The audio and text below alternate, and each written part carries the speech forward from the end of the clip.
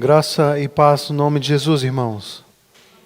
Abra sua Bíblia na primeira carta de Pedro. As nossas crianças podem sair com o presbítero Marcos.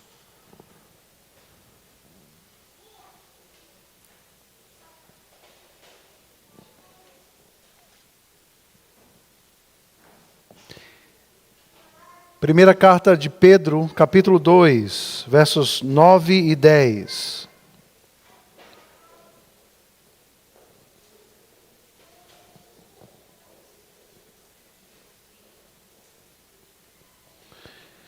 Assim nos diz a palavra do Senhor: Vós, porém, sois raça eleita, sacerdócio real, nação santa, povo de propriedade exclusiva de Deus, a fim de proclamardes as virtudes daquele que vos chamou das trevas para a sua maravilhosa luz.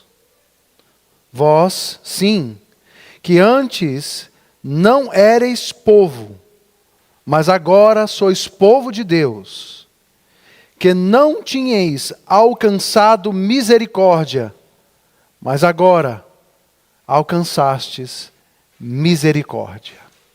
Vamos orar mais uma vez. Feche os seus olhos e oremos ao Senhor. Pai amado, nós queremos te pedir que o Senhor Deus fale conosco através da tua palavra. Ilumina a nossa mente, cativa mente e coração diante da tua presença. Tenha misericórdia de mim, ao passo que eu exponho e explico a tua palavra. Que ela seja consolo, conforto, confronto a cada um de nós aqui nessa noite. Nós oramos a Ti, no nome de Jesus. Amém. Queridos, eu gostaria de começar o meu sermão hoje com uma pergunta que parece um tanto filosófica, complexa ou abstrata. Mas é talvez uma das perguntas mais importantes que eu e você, todos nós aqui, precisamos considerar, pensar nela e respondê-la. Mas respondê-la baseado naquilo que a palavra de Deus fala ao nosso respeito. E a pergunta é: quem é você? Quem somos nós? Quem eu sou? Talvez você nunca tenha pensado ou parado para pensar nessa pergunta. Ela inicialmente parece muito esquisita. Ninguém para diariamente e fica perguntando: quem eu sou? Talvez você nunca tenha se dado conta do quanto a resposta a essa pergunta já foi respondida de alguma forma dentro de você, dentro da sua história. Ao longo de nossa história, involuntariamente, esta resposta é forjada e internalizada de forma consciente ou inconsciente. Isso porque a resposta a essa pergunta define a sua identidade, o propósito e o significado da sua vida. Essa resposta somente pode ser encontrada em Deus, que é o Criador. Ele é o nosso Criador. E Ele pode responder de forma confiável e verdadeira a resposta à pergunta: quem eu sou? Quem somos nós? Portanto, ouçamos o que a palavra de Deus fala sobre aqueles que estão em Cristo. Ou seja, aqueles que se arrependeram dos seus pecados e confiantemente depositaram a sua fé em Jesus Cristo, na sua obra na cruz do Calvário. Queridos, a primeira carta de Pedro é escrita com uma intenção pastoral: preparar o coração daqueles crentes dispersos pela Ásia, em uma grande região, para reagir ou responder às lutas e às dificuldades que normalmente os cristãos passavam naquela época. É por isso que o verso 10 finaliza uma sessão onde Pedro está tratando da identidade da família de Deus, ou da nova identidade da família de Deus. Ou seja, Pedro está preparando aqueles irmãos que vão passar por lutas, que estão passando por lutas, a se ancorar, a se fundamentar naquilo que a palavra de Deus diz a respeito de quem nós somos. Não é verdade que somos tentados a acreditar em outras vozes quando passamos por lutas, tribulações, experiências dolorosas? E baseados nessas experiências, chegamos a algumas conclusões a respeito de quem somos nós, de quem eu sou. O nosso contexto, aquilo que está bem perto dos nossos 2 versículos, é marcado por contrastes. Pedro fala daqueles que creem em Deus e daqueles que não creem. Pedro traz uma figura emprestada da construção, e ele faz várias citações do profeta Isaías. Veja os versículos 4 e 5. Ele diz: chegando-vos para ele, Cristo, a pedra que vive, rejeitada sim pelos homens, mas para com Deus eleita e preciosa. Também vós mesmos, como pedras que vivem, sois edificados casa espiritual para ser de sacerdócio santo, a fim de oferecer de sacrifícios espirituais agradáveis a Deus, por intermédio de Jesus Cristo.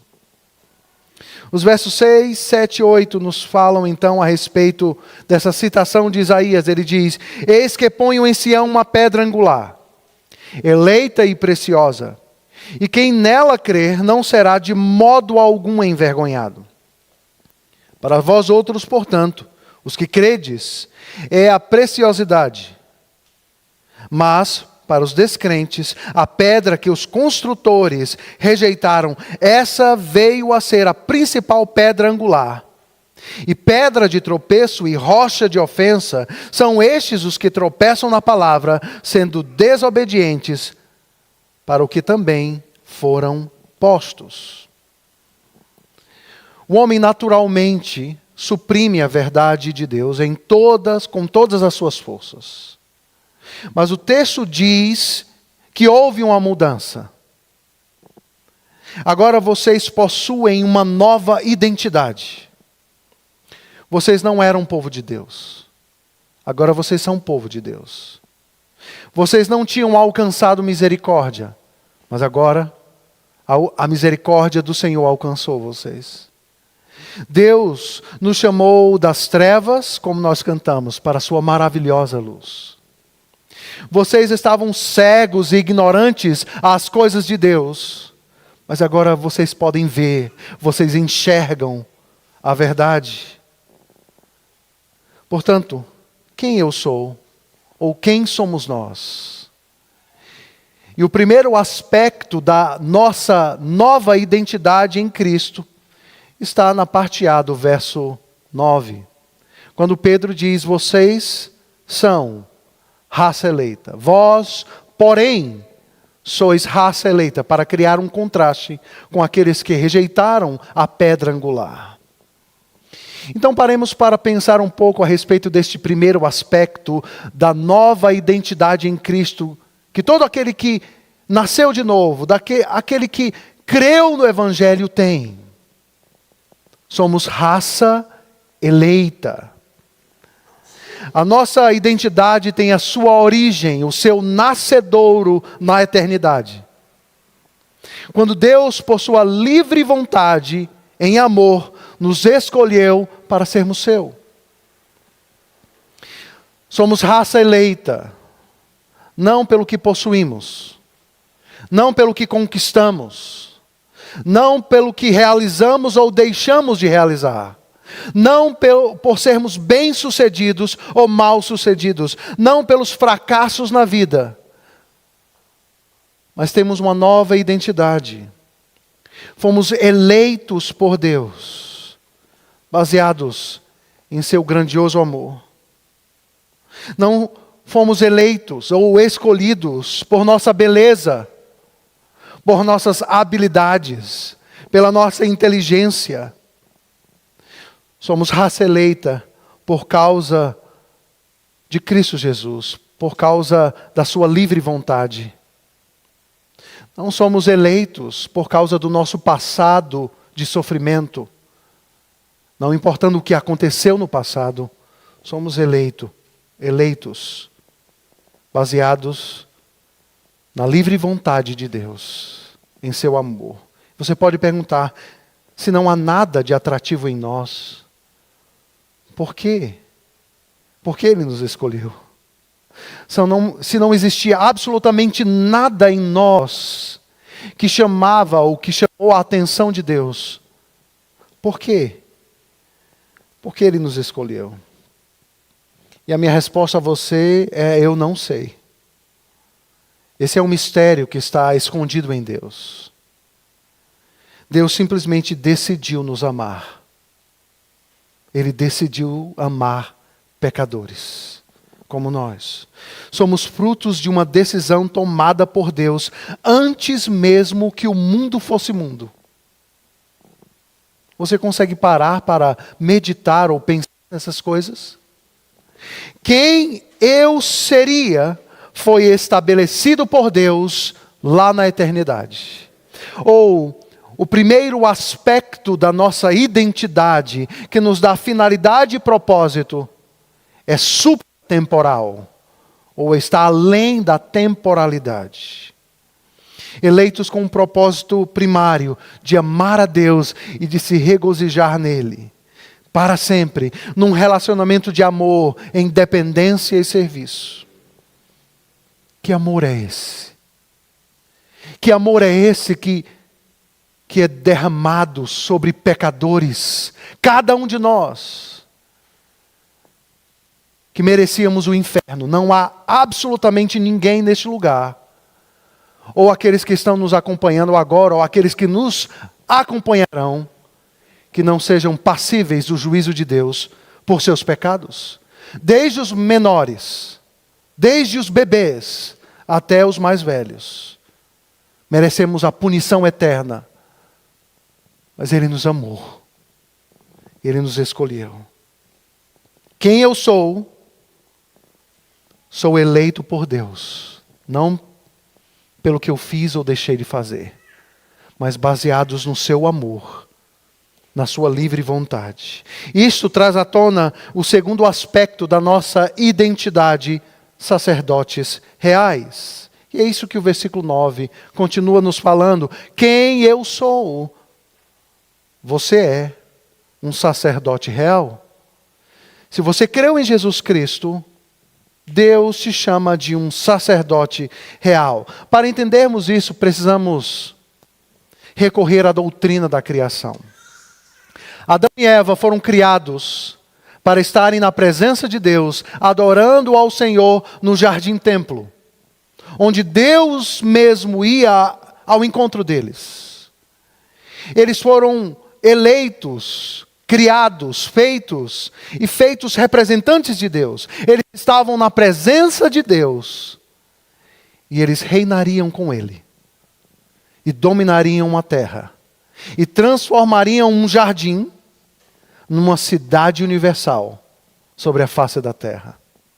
Mas os nossos primeiros pais não passaram no teste da fidelidade absoluta, da obediência absoluta a Deus, naquilo que é chamado o pacto das obras. Eles foram expulsos da presença de Deus e perderam o status de serem sacerdotes reais. Progressivamente, ao longo da história da redenção, Deus está chamando homens, Abraão, Isaque, Jacó, Moisés, o povo de Israel. Em Êxodo 19, 4-6, nós lemos: e Deus chama o povo de propriedade peculiar dele, santos, sacerdotes, reino de sacerdotes. No entanto, eles falharam em guardar a aliança de Deus, o povo de Israel. No entanto, Cristo segundo o autor aos Hebreus, no capítulo 5, tornou-se o nosso sumo sacerdote, nomeado por Deus o Pai, para ser sacerdote para sempre. Ele se entregou como sacrifício vivo para a nossa reconciliação. Porque ele, Cristo, cumpriu cabalmente todas as estipulações da lei. Sendo obediente e fiel até a morte, morte de cruz, ele foi exaltado e agora tem autoridade sobre tudo e todos. E ele reina pelos séculos dos séculos. Ele é o Rei dos reis e o Senhor dos senhores. Agora, em Cristo, somos feitos sacerdotes reais. O propósito original é estabelecido por meio de Cristo. É reavisto por meio de Cristo. Nele somos elevados ao estado superior aos nossos primeiros pais, que estavam no Éden. Pois estaremos num estado que permanecerá para todo o sempre. O que Cristo realizou por nós, perdoando nossos pecados ao morrer na cruz, nos dá acesso à presença de Deus. Eis aí o significado de sacerdotes, representantes, aqueles que estão diante de Deus. Agora somos filhos por adoção, herdeiros da mesma promessa que foram conquistadas pelo nosso irmão mais velho, Jesus Cristo. Tudo que somos e temos deve ser um culto contínuo de adoração a Deus, de demonstrar a nossa fé, obediência, submissão e amor à vontade de Deus.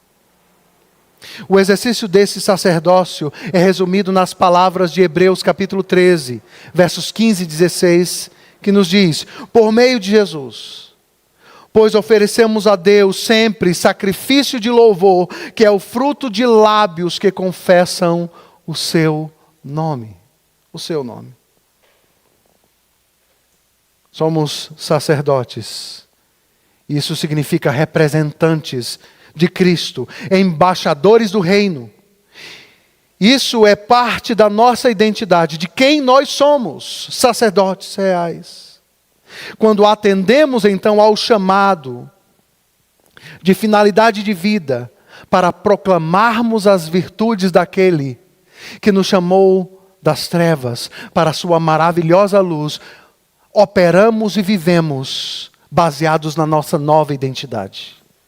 Ao mesmo tempo, somos exortados e confrontados. Pois se não vivemos como representantes e embaixadores desse reino, no mundo caído e perdido, compartilhando as boas novas do Evangelho, não estamos vivendo ou operando segundo a nossa nova identidade em Cristo. Pois o fato de sermos em Cristo sacerdotes reais nos chama ao grande privilégio de sermos embaixadores de Cristo neste mundo em trevas. Mais um aspecto da sua nova identidade. O verso 9, parte C, nos fala: vocês são nação santa, vós, porém, sois nação santa. Esse termo usado inicialmente para se referir ao povo de Israel, que seria um protótipo de algo muito maior. Apesar de que este termo também é dirigido a gentios no Novo Testamento. No Evangelho de Mateus nós vimos isso. Mas cada um de nós, daqueles que estão em Cristo, fomos chamados para refletir de forma derivada a santidade de Deus. Como filhos de Deus, somos chamados a ser santos, assim como Ele é santo. Paulo, escrevendo aos Efésios, nos diz: Deus nos escolheu nele para sermos santos e irrepreensíveis. Ou seja, santidade e eleição são duas coisas que estão conectadas. Aqueles que pretensamente creem na doutrina da eleição, mas se esqueceram da sua santificação, não entenderam a doutrina da eleição. Pois Paulo nos diz que fomos eleitos para sermos santos e irrepreensíveis. A busca pela santidade fora do Éden em pecado, sempre foi doloroso. Uma tarefa árdua para todos nós. A história da redenção nos mostra claramente o amor de Deus pelo seu povo, apesar deles quebrarem constantemente os termos da aliança. Constantemente. Mas mais uma vez somos fortalecidos e animados pelo fato de que em Cristo, em sua obra consumada na cruz do Calvário, somos feitos nação santa. Veja o que Paulo, escrevendo também aos Efésios, nos diz no capítulo 5, versos 26 e 27. Ele nos diz: Ele, Cristo, se entregou por nós, sua igreja, para que fôssemos santificados, tendo Ele nos purificado pela lavagem de água pela palavra, para nos apresentar como igreja gloriosa, sem mancha, sem ruga, nem coisa semelhante, porém santa e sem defeito. Esta é a obra completa de Cristo. Não simplesmente de nos perdoar dos pecados, mas de nos purificar. A ideia de nação santa é tanto a ideia de sermos separados, também de sermos purificados. Quem é você? Quem somos nós? Vocês são nação santa de Deus. Não pelos seus méritos, mas pelos méritos de Cristo. Pelos méritos de Cristo. Para refletir a beleza da sua santidade no mundo que jaz no maligno. Uma aplicação para todos nós. Em sua luta contra o pecado, sua luta, minha luta contra o pecado, diário,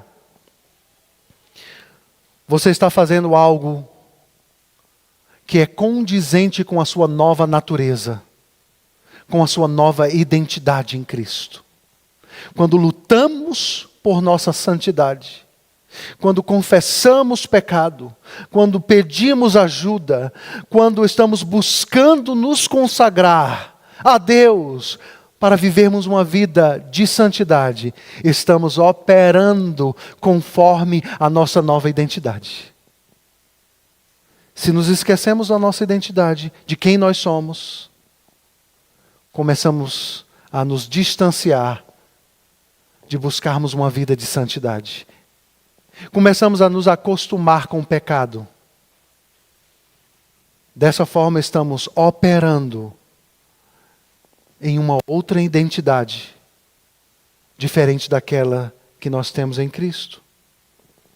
Se você está lutando por santidade, continue. Você está fazendo aquilo que está condizente com a sua nova identidade.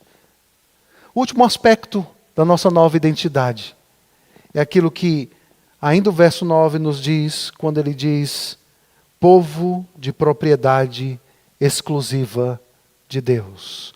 Povo de propriedade peculiar de Deus.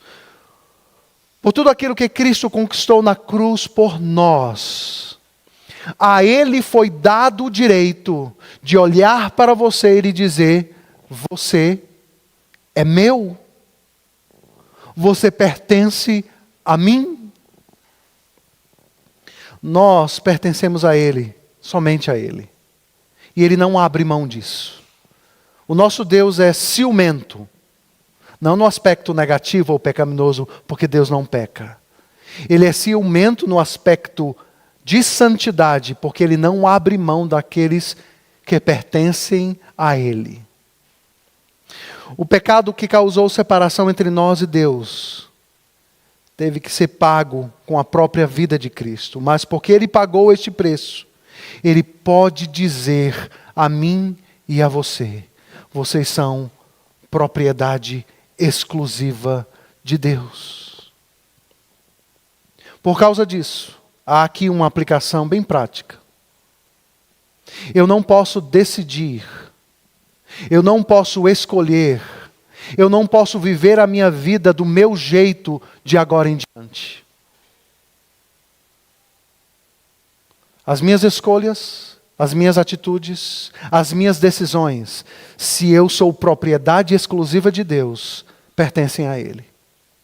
Eu preciso de fundamentação bíblica para dar passos na minha vida. Porque não nos pertence mais, popularmente falando, o nosso nariz.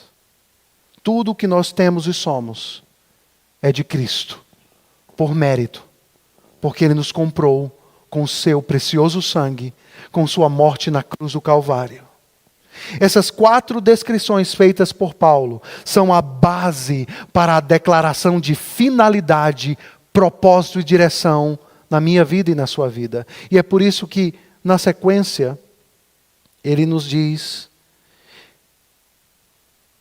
que tudo isso, ele declarou tudo isso ao nosso respeito, a fim de proclamardes as virtudes daquele que vos chamou das trevas para a sua maravilhosa luz. Ele repete o que já havia dito. Antes não erais povo, mas agora sois povo. Não tinhais alcançado misericórdia, mas agora vocês alcançaram misericórdia. Portanto, vivam as suas vidas aqui com essa finalidade. A proclamação, serem embaixadores deste reino, de Cristo Jesus. A sua identidade, quem você é, determina o propósito e a finalidade da sua vida. A finalidade última de sua vida aqui neste mundo é glorificar a Deus e se alegrar nele, ao passo que você o faz conhecido. Se alegrar em Deus, amar a Deus, conhecer a Deus e fazê-lo conhecido. É o propósito da igreja sobre a face da terra. O que você faz aqui nessa vida pode acabar aqui mesmo, ou pode ter consequências eternas. E é isso o desejo do nosso coração, de sermos uma igreja com clareza a respeito da nossa identidade, de quem nós somos. Nós somos raça eleita, sacerdócio real, nação santa, povo de propriedade exclusiva de Deus. Algumas aplicações, basicamente 3 aplicações desse texto, nessa noite para cada um de nós. Queridos, nós vivemos numa sociedade onde continuamente escutamos vozes de ideias a respeito de quem nós somos, de quem eu sou. Vozes que tentam falar para você, ou tentam responder, ou são respondidas por você, baseado em experiências de vida. Algumas filosofias de vida tentam governar e definir quem você é. Qual o significado e propósito da sua vida? Primeira filosofia. Eu sou o que eu possuo. Eu sou o que eu possuo. Nós vivemos numa sociedade extremamente capitalista, materialista. Na realidade, estamos vivendo em meio a uma das sociedades, ou uma das cidades, ou estados mais materialistas do nosso país. Portanto, facilmente respondemos à pergunta quem eu sou, ou quem somos nós, pensando do ponto de vista material. Eu sou o que eu possuo. Em nossa sociedade, ser se confunde com ter. Essas 2 realidades são sinônimos em nossa sociedade, não na Bíblia. A minha identidade, então, é construída a partir de uma ideia de possuir, de adquirir, de conquistar. Eu sou o que eu faço. Eu sou o que eu conquisto. Se eu não tenho, se eu não sou bem-sucedido, eu nunca serei reconhecido e prestigiado. Diante do fracasso, da derrota, da perda, não há mais sentido ou significado. Não existe mais propósito na vida. Algumas pessoas, então, transformam suas vidas numa jornada de adquirir, de conquistar, de possuir. Se eu não tiver isso, se eu não conquistar isso, eu não vou ser feliz. Eu não vou ser realizado. Eu não serei satisfeito ou completo. Essa é a filosofia que talvez involuntariamente sejamos levados a responder baseados na pergunta: quem eu sou? O perigo aqui, então, não é buscar crescer na vida, prosperar, trabalhar para trazer mais conforto à sua família. Não, isso não é um problema em si. O problema está quando isso define quem você é. Ou define, ou tenta definir quem você é. O problema é quando isto passa a dar significado e propósito à vida. E quando eu perco essas coisas. Então não há mais significado e finalidade, propósito, direção.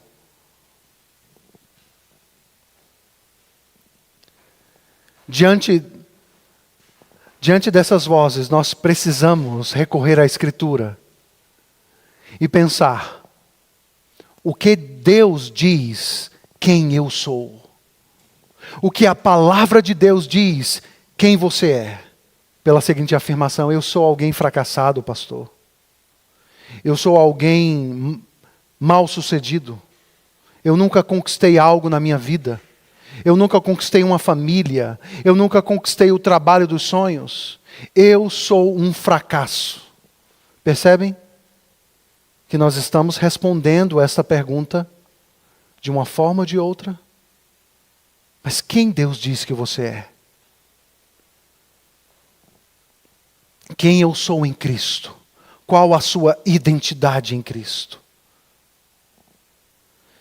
Segunda filosofia: eu sou o que a minha aparência é, as habilidades que eu possuo. Aqui podemos dar ouvidos à seguinte filosofia de vida: a minha aparência, a minha beleza exterior, o meu corpo, a cor da minha pele, a minha raça, a minha língua, as minhas competências, as minhas habilidades, a minha inteligência, as minhas qualidades, o meu currículo definem quem eu sou. Quem eu sou. Isso é algo tão forte que nós nos dividimos por isso. Pela cor de pele, pela raça, pela língua. Pessoas são aceitas ou rejeitadas baseada na cor de pele ou na beleza exterior. Se são magras, se são gordinhas, se são altas, se são baixas. Eu me sinto rejeitado, incluído, menosprezado. Estamos respondendo à pergunta: quem eu sou? Baseado nessas filosofias a respeito da minha aparência ou das habilidades que eu possuo. Alguns creem profundamente que modelos de beleza eleitos pelos filmes em Hollywood ou em séries são um padrão da felicidade, porque eles são belos, atraentes ou ricos. Mesmo quando os noticiários falam que essas pessoas famosas e belas são infelizes. Muitos deles com famílias esbagaçadas, quebradas. Mas nós acreditamos que a beleza exterior, que as habilidades definem quem eu sou. O que falar dos nossos filhos? Sejam crianças ou adolescentes, muitas vezes sofrem para serem aceitos na escola, ou até mesmo na igreja. Se eles não se enquadram no estilo de beleza ou de habilidade pré-estabelecida, então eles estão de fora. O mundo em que vivemos, ele é preconceituoso, cruel e exclusivista. Exclusivista. Então, para ser aceito e amado pelos outros, eu vou fazer qualquer coisa. Qualquer coisa. Para ser incluído, para ser amado, para ser notado, para ser prestigiado. Há quase 20 anos atrás, eu tive uma conversa com uma adolescente. Com aquelas perguntas clássicas: pastor, colocar um piercing é pecado? Rápido, pastor, responde. Ela não esperava que eu ficaria com ela pelo menos 1 hora conversando, para no final não responder a pergunta dela. Mas eu fiz a ela várias perguntas. Por que você quer colocar isso? Quais as suas motivações? Ah, pastor, é legal. É só isso? Legal? Quem te disse que isso é legal? Eu fui cavando, cavando, cavando, cavando, até que ela disse, todo mundo na escola usa. E todo mundo que usa, parece que é muito bem visto e muito bem aceito. Só eu, pastor, não uso. Percebe? O que nós estamos buscando de forma bem implícita é responder à pergunta, quem eu sou? Ou buscar sermos aceitos, amados, ancorados em uma outra identidade, não a nossa identidade em Cristo. Última filosofia que tenta roubar de nós a nossa identidade em Cristo. Eu sou o que o meu passado fez comigo. Eu sou o que o meu passado fez comigo. Algumas psicologias modernas têm pregado que o que fizeram a nós no passado, ou em nossa infância, definem determinantemente o que somos ou o que fazemos hoje. Dentro dessa ideia, uma pessoa que foi abusada na infância, traída, maltratada pelo pai ou pela mãe, levará para o resto da vida as marcas do dano que foi feito. Essas pessoas tornam-se presas, escravizadas ao passado de uma forma que as decisões de hoje e de amanhã são determinadas pelo que aconteceu no passado. Um fantasma que deve ser apagado da memória e enclausurado para não produzir mais dor e amargura à alma. Sem sombra de dúvidas, o nosso passado traz marcas e faz parte da nossa história. O mal que foi feito a nós por causa da queda, do pecado, pode tentar determinar quem nós somos, a nossa identidade, levando-nos a uma escravidão, a uma desilusão e a uma falta de esperança. Mas o Evangelho nos traz uma boa notícia. E a boa notícia é que a palavra de Deus nos diz que o seu passado não necessariamente deve determinar quem você é. A sua identidade, a sua vida hoje, as suas decisões, o seu modo de vida, a forma como você vive em meio às pessoas que você vive. Isto porque o Evangelho é poderoso para trazer das cinzas aqueles que foram marcados em seu passado, tornando-os nova criatura, tornando-os nação santa, raça eleita, sacerdócio real, povo de propriedade exclusiva de Deus. Quem eu sou? Eu sou o que Deus diz que eu sou. O que a palavra diz que eu sou. Viva baseado nisso, nesta nova identidade em Cristo. Lute contra as filosofias que querem roubar no seu coração essa identidade que pertence a você, se você está em Cristo Jesus. Que Deus nos abençoe. Muito obrigado por nos acompanhar até o final desse vídeo. Para receber mais reflexões e ficar por dentro dos próximos conteúdos, te convidamos a seguir as nossas redes sociais que estão na descrição. Alguns vídeos aparecerão na tela, caso queira continuar nos assistindo. Abraço e até a próxima!